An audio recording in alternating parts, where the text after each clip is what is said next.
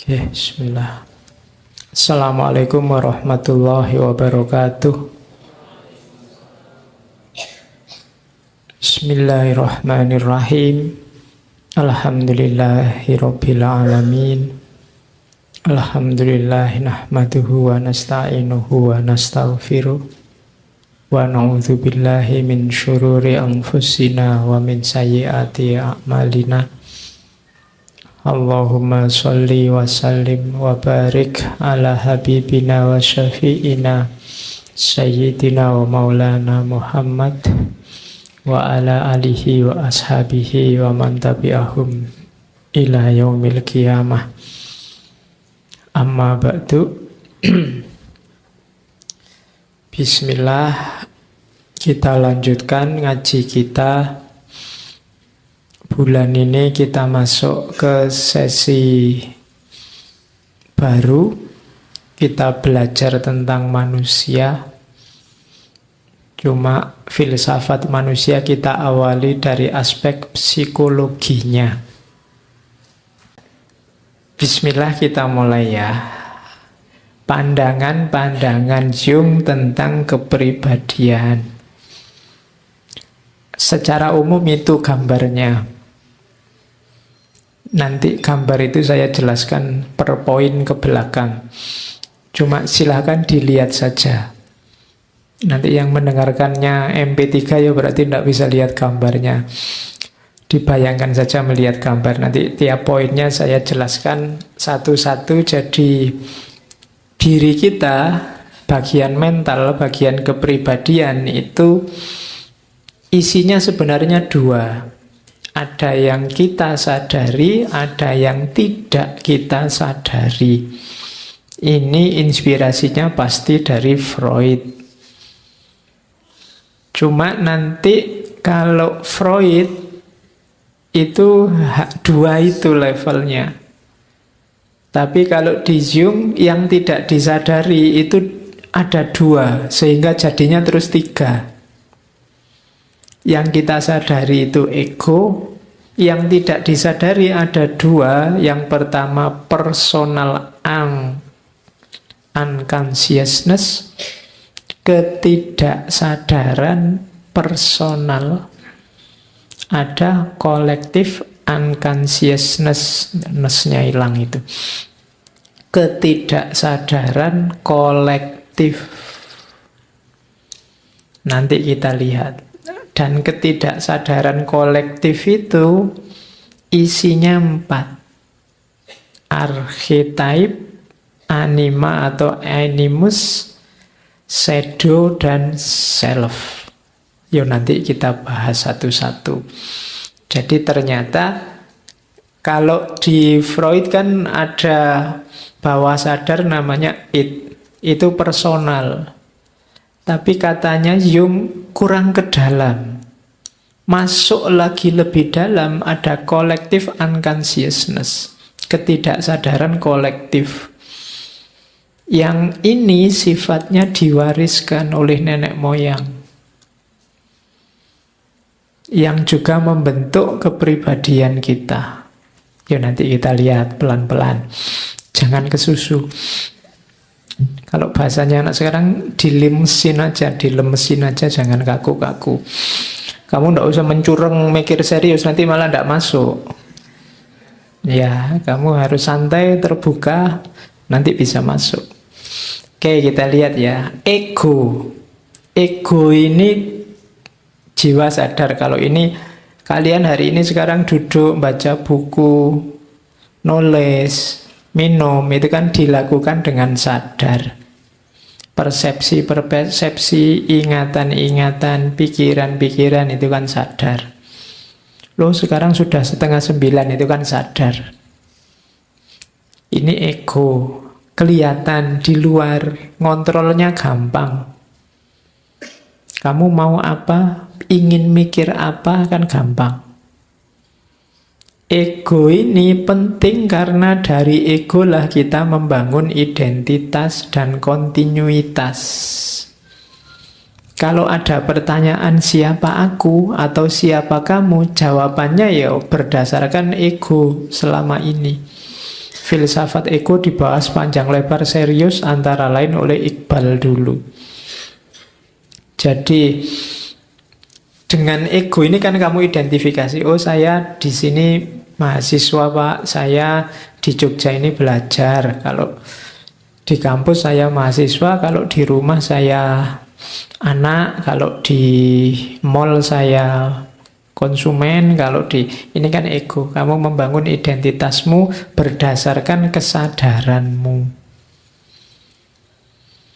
Jadi ego isinya kumpulan gagasan, kumpulan tingkah laku yang kita kontrol, kita kuasai, kita tampilkan secara sadar.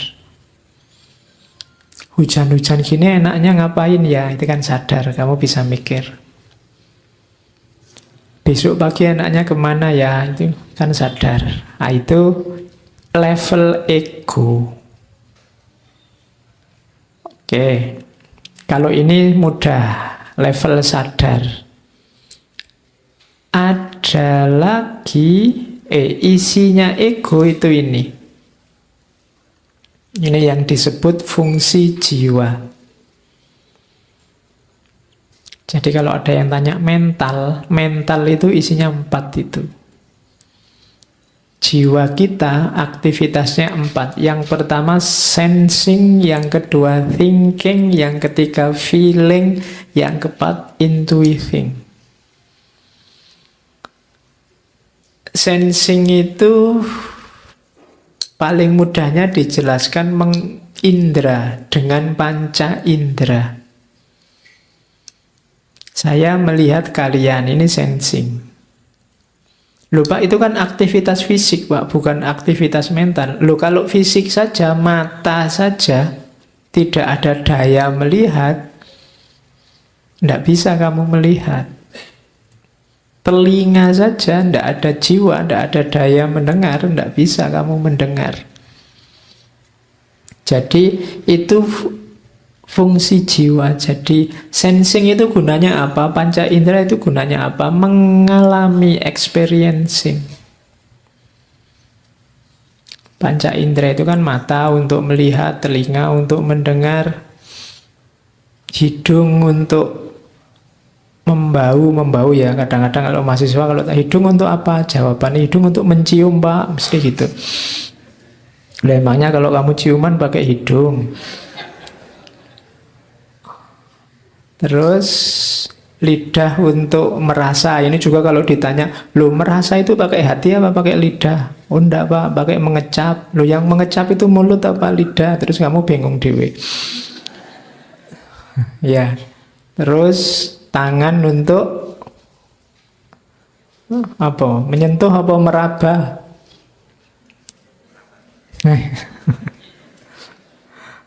Nanti kalau tak tanya lagi, yang menyentuh dan meraba itu tangan apa kulit? Bingung nah. Ternyata level itu aja kita masih bingung.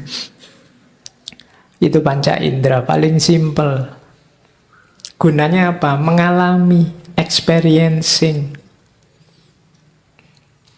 Jadi ketika kalian mengalami, terus kan di situ muncul pengetahuan. Ada daya-daya yang terlibat sehingga muncul pengetahuan dari pengalaman itu.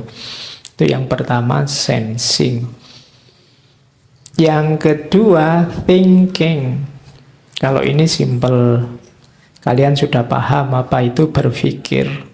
Selama kesadaranmu masih ada, masih jalan, sensing, thinking, feeling, intuiting itu otomatis jalan. Thinking itu berpikir, wah ini mumpung tidak hujan, enaknya pakai kaos saja, nanti mungkin sumuk. Nah itu thinking.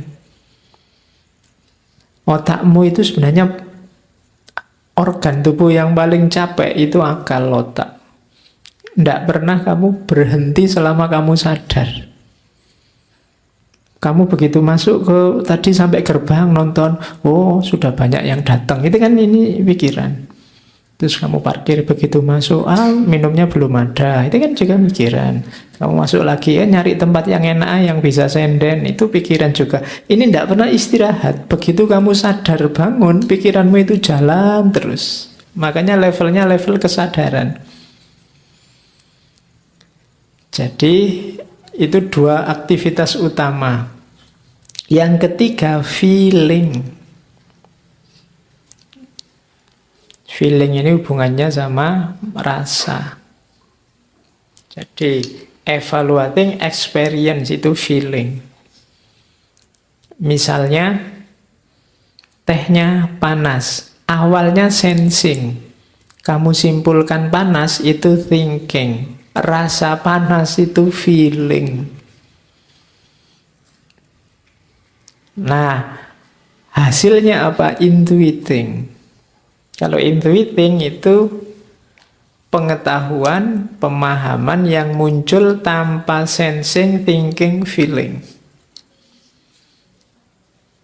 Jadi tiba-tiba muncul di kepalamu apa saat kamu sadar, itu intuiting.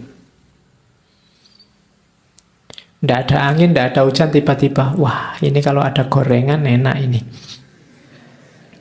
Muncul tiba-tiba ide gorengan, itu semacam intuiting. Kok enggak tadi-tadi biar bisa beli di luar, di sini baru ngomong gorengan. Nah itu intuiting. Jadi aktivitas pengalaman hidup yang tidak melibatkan sensing, thinking, dan feeling itu biasanya intuiting. Orang kadang menyebutnya intuisi. Intuisi itu tanpa sensing, tanpa thinking, tanpa feeling, tapi lahir pengetahuan. Jadi dapat pengetahuan. Muncul tiba-tiba dalam kondisi sadar, itu intuiting. Oke, jadi saat kita sadar, jiwamu sibuk dengan 4 itu. Terus modelnya apa ego yang sadar itu? Ini teori selanjutnya terkenal sekali dari Jung tentang extraversion dan introversion. Kalian pasti sering dengar istilah ada orang yang introvert dan extrovert. Dua tipe kepribadian. Ini namanya sikap jiwa kalau katanya Jung. Ya ureanya panjang, tapi ringkesnya itu. Introvert itu biasanya orangnya pendiam. Suka menyendiri. Terus ndak suka ngobrol ringan, ndak ada gunanya. Dia males. Ngomong cuaca, hujan ya, dingin ya, ndak penting. Ngapain ngomong ndak ada gunanya? Ya semua sudah tahu, sekarang musim hujan. Jadi tidak suka basa-basi, tidak suka beramah tamah.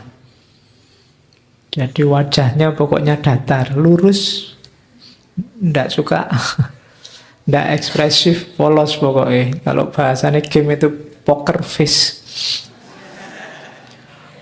Oke, jadi tidak suka rame-rame kayak gini. Mungkin dia duduknya di pojok-pojok gitu kalau ada. Kalau ada temennya ketawa, dia, alah gitu aja ketawa. Ya, loh iya itu cirinya orang introvert. Dia tidak nyaman dengan keramaian. Dia lebih suka sedikit orang atau malah sendirian dia suka. Tidak suka diganggu. Kalau diganggu dia sebel, dia pengennya menyendiri. Itu biasanya orangnya introvert. Pendiam. Terus awas biasanya. Dia selalu lihat lingkungan sekeliling. Selalu waspada. Sebelum ngomong dia mikirnya panjang. Jadi banyak berpikir sebelum ngomong. Itu antara lain cirinya itu. Kalau sudah ngomong biasanya serius terus to the point, tidak mau basa-basi. Kalau sudah jengkel nggak bisa diajak ngobrol, diem aja. Mau dari mana mas? Dari tadi. Ya. Itu sebenarnya kalau ada orang jawab kayak gitu, maksudnya apa? Sudahlah kamu nggak usah tanya-tanya, minggirlah. Jadi bukan urusan dia ingin ngelucu ya, memang kamu minggir, jangan deket-deket. Males aku jawab pertanyaanmu, kan gitu. Jangan ganggu. Kok jalan saja mas? Ya emangnya ngerangka misalnya. Ya, pokoknya jawabnya rapi enak ngono. Dia pinginnya sendiri. Itu orangnya kecenderungannya introvert. Yo ilustrasinya begitu, tapi maksudnya pendiam, tidak suka keramaian. Jadi yo kalian bisa meraba dirimu, lebih suka banyak teman atau lebih suka sendiri. Kalau lebih suka sendiri, ya nanti kecenderungannya mungkin introvert. Ada kebalikannya ekstrovert. Kalau ekstrovert ini suka rame, selalu antusias, semangat, wow, suka sosialisasi, berinteraksi, bergaul mudah. Kalau ngomong kadang tidak dipikir spontan. Yang penting rame. Kalau dia ada terus jadi rame, pandai mencairkan suasana. Terus suka caper. Ya, orang suka keramaian, suka bareng-bareng itu kan biar orang mendekat ke dia terus, makanya dia suka cari perhatian. Karena dia menyukai popularitas, biasanya kelihatan pede, sigap,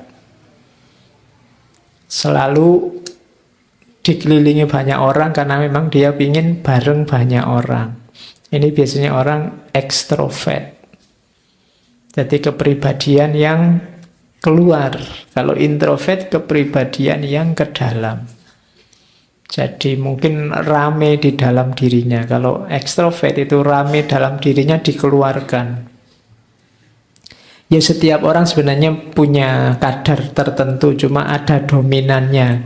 Kalian kecenderungannya suka yang mana? Ekstrovert atau introvert, itu sikap jiwa. Ya tinggal kalian hitung dalam sehari-hari itu kalian lebih banyak dan lebih suka bergaul rame dengan orang apa menyendiri. Ya nanti kelihatan lah ya. Kalian juga begitu, kalau lihat temanmu introvert atau ekstrovert ya harap dimaklumi karena itu watak, sikap. Yang introvert dipaksa banyak omong susah. Kebaliknya yang ekstrovert kamu suruh diem lebih susah lagi. Dia pinginnya rame. Nanti ada apa-apa dikomentari, ada apa-apa rame. Itu ekstrovert. Kalau nonton sepak bola sama orang ekstrovert enak. Kalau sama orang introvert diem dia, tidak bisa teriak-teriak. Ya, malah mungkin dia tidak suka bising, berisik. Tidak mungkin dia diajak nonton konser musik rock misalnya, tidak bisa dia. Ya, oke.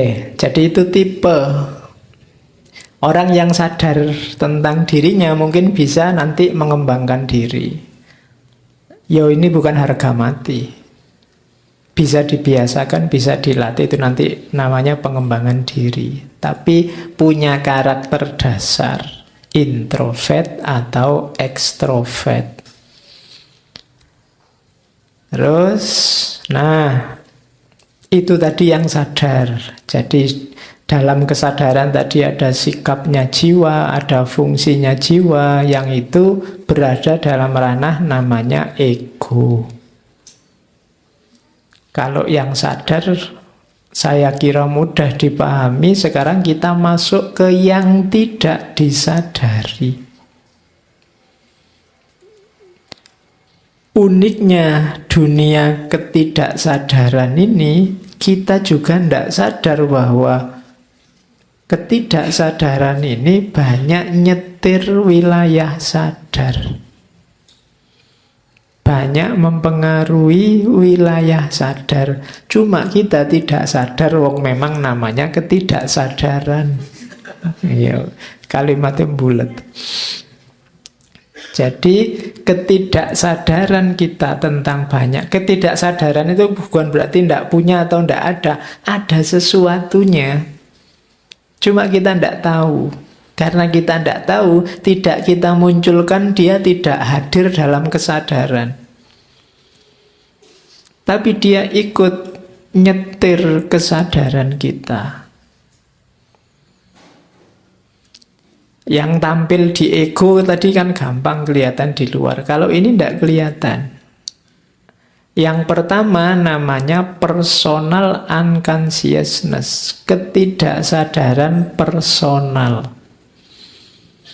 Ini isinya antara lain pengalaman-pengalaman dulu waktu ngalami disadari, tapi terus direpresi, dilupakan, disingkirkan, diabaikan. Jangan salah, meskipun kamu cuekin, pengalaman itu terekam dalam dirimu. Mungkin menurutmu tidak penting atau memalukan atau apalagi tidak terlalu serius, jadi kamu anggap sambil lalu saja. Tapi itu jiwamu merekam. Tidak kok Pak, saya sudah lupa. Loh ya kamu tidak tahu saja. Dia jadi koleksi ketidaksadaranmu. Yang ini diam-diam nyetir dunia sadarmu. Nah ini yang makanya katanya Jung itu hati-hati. Nanti katanya Jung banyak hal yang tidak sadar nyetir kita, terus kita kaget dengan hasilnya. Dan itulah selama ini katanya Jung yang kita sebut takdir. Tapi itu sebenarnya bukan sesuatu yang tiba-tiba datang kayak sulap takdir itu. Tapi kamu tidak sadar ada yang mengarahkan sejak bawah sadarmu. Oke, saya tadi ujian jawabnya ngawur loh Pak. Tapi ternyata katanya dosennya benar Pak. Jadi saya lulus akhirnya. Padahal saya ngarang loh. Jangan-jangan kamu tidak ngarang. Tapi ada koleksi bawah sadar yang kamu tidak ngerti bahwa kamu tahu. Terus kamu nulis aja sak senengmu, yang penting ono jawabannya. Kok yang dilalah pas. Ah itu koleksi bawah sadar. Kamu merasa dirimu itu orangnya sabar loh. Tiba-tiba begitu marah, orang sak kos-kosan bubar semua. Misalnya. Kamu tidak mengira bisa begitu. Saya kok gitu ya? Apa memang sudah takdirnya saya kayak gini ini? Ditakdirkan Allah sekarang bisa marah? Enggak. Koleksi-koleksi itu sudah ada. Cuma kamu tidak sadar saja. Selama ini tutur katamu lembut. Tapi begitu ndak suka sama orang, caci makimu ngalah-ngalahi yang biasanya meso.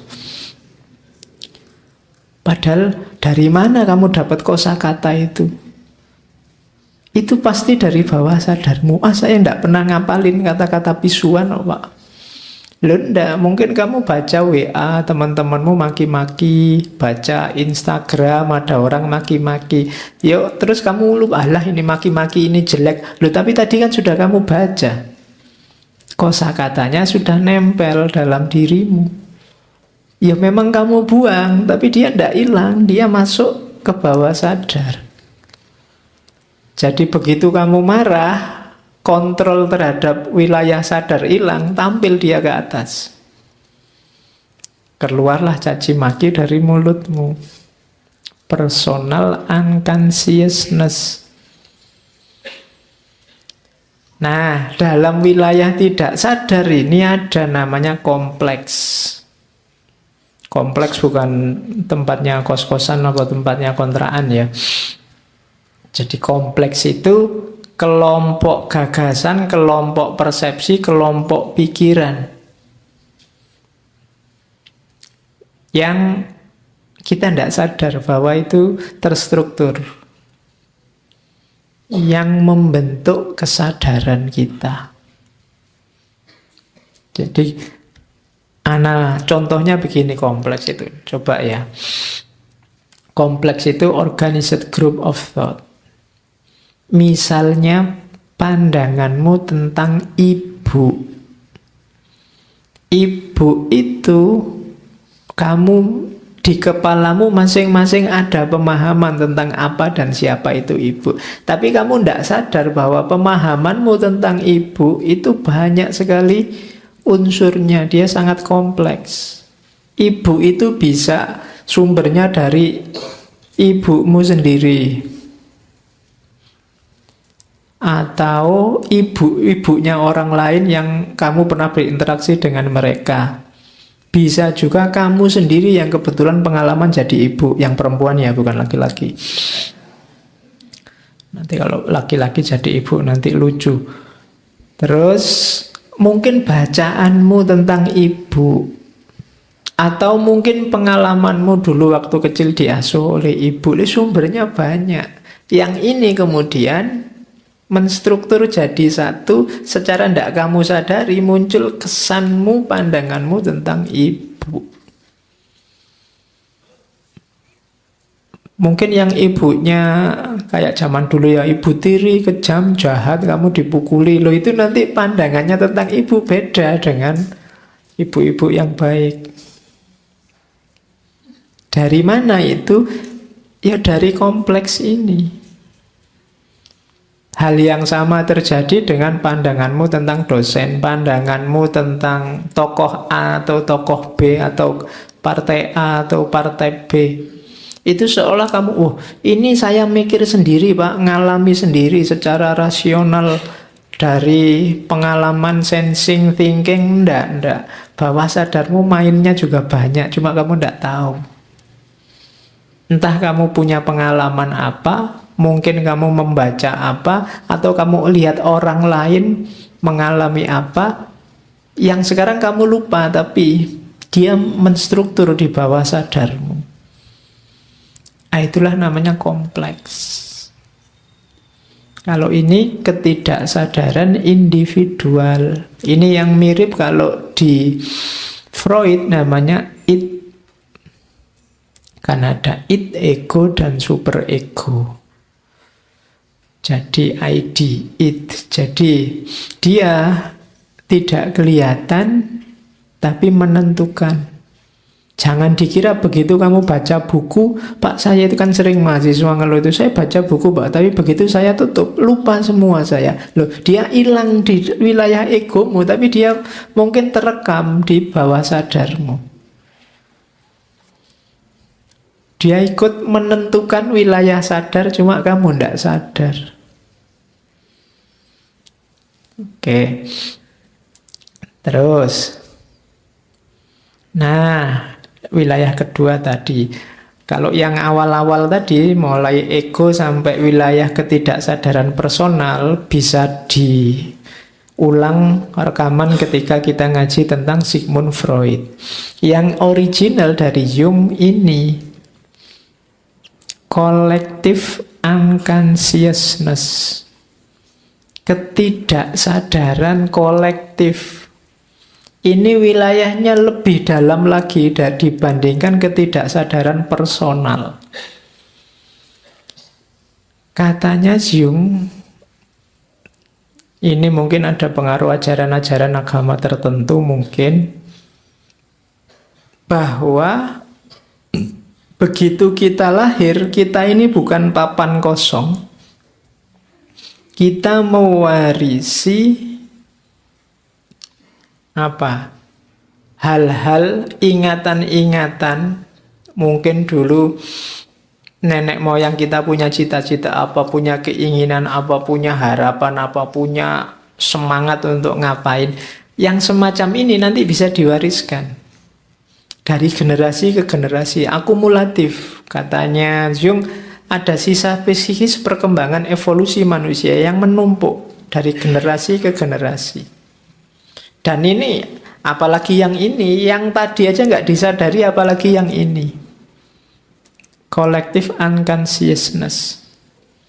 Itu yang bikin misalnya kadang-kadang kamu heran, kok bisa ya orang Yahudi itu seperti itu semua. Mungkin cerdik, cenderung agak tricky, kemudian kok bisa ya etnis ini kok sukses terus kalau bisnis, kok bisa ya. Itu ada warisan-warisan dari nenek moyangnya, otomatis begitu. Kadang-kadang kamu usaha mati-matian gak sukses-sukses, tapi dari etnis itu temenmu cepet banget, cuma ngapain aja terus jadi kaya. Itu ada collective unconsciousness. Jadi dia otomatis dia mewarisi itu dari nenek moyangnya.